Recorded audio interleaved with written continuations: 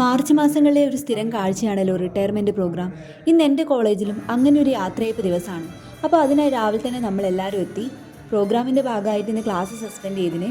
9 മണിക്ക് group photo എടുക്കാമെന്ന് പറഞ്ഞ് ഏകദേശം 10:30 ആകുമ്പോഴേക്ക് ആ പരിപാടിയൊക്കെ കഴിഞ്ഞ് നല്ലൊരു കാപ്പിയും കടിയും കഴിച്ചിട്ട് നമ്മൾ ഓഡിറ്റോറിയത്തിലെത്തി. ആൾക്കാരെ ഇനിയും എത്താനുണ്ട്.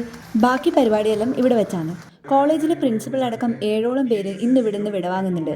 എപ്പോഴും ചിരിച്ചു കാണാറുള്ള പലരുടെയും മുഖത്ത് ഇന്ന് അതിൻ്റെ വിഷമവും ടെൻഷനും എല്ലാം ഉണ്ട്. അപ്പോൾ ഓരോരുത്തരായി ഫോർമൽ രീതിയിൽ തന്നെ പരിപാടി മുന്നോട്ട് പോയി.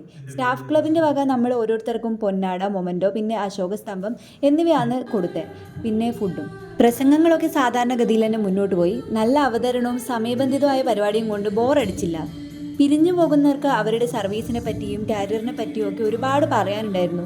ഈ യാത്രയയപ്പ് മറ്റൊരു നല്ല ജീവിതത്തിലേക്കുള്ള ഒരു തുടക്കം മാത്രമാണെന്ന് അവരും നമ്മളും വിശ്വസിക്കുന്നു. ഇത്രയും ആയപ്പോഴേ വയറ്റിൽ വിശപ്പിൻ്റെ വിളി വന്നു. അപ്പോൾ അധികം വൈകാതെ നമ്മൾ ഐറ്റംസ് ഓരോന്നായി പോരാൻ തുടങ്ങി. സ്റ്റാർട്ടറായി ചിക്കൻ ലോലിപോപ്പ് കിട്ടി. അപ്പോൾ തന്നെ ചെറിയൊരു ആശ്വാസം കിട്ടി. പിന്നെ വൈകാതെ ചിക്കൻ സൂപ്പും കിട്ടി.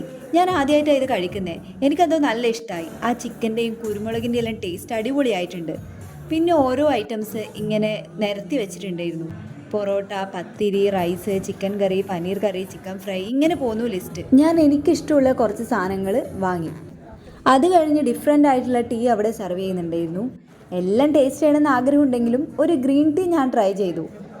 അത് കഴിഞ്ഞ് പിന്നെ ഐസ്ക്രീമും ഫ്രൂട്ട്സൊക്കെ കട്ട് ചെയ്തതും ഉണ്ടായിരുന്നു. സംഭവം മൊത്തത്തിൽ കളറായിന്. നമ്മളെ മനസ്സും വയറും എല്ലാം നന്നായിട്ട് നിറഞ്ഞു. പിന്നെ ഉച്ചയ്ക്ക് ശേഷം മൊത്തം കൾച്ചറൽ പ്രോഗ്രാം ആയിരുന്നു. കുറേ പാട്ടും കാര്യങ്ങളെല്ലാം. ഇത്രയും കലാകാരന്മാരും കലാകാരിയെല്ലാം ഈ കൂട്ടത്തിലുണ്ടെന്ന് അപ്പോഴാണ് പിന്നെ മനസ്സിലായത്. പിന്നെ കുറേ കഴിഞ്ഞേരം ഇതെല്ലാം ഇത്രയും അടിപൊളിയായി സെറ്റ് ചെയ്ത എക്സിക്യൂട്ടീവ് മെമ്പേഴ്സിനെയും മനസ്സിൽ സ്മരിച്ചുകൊണ്ട് ഞാൻ നേരെ വീട്ടിലോട്ടേക്ക് വിട്ടു.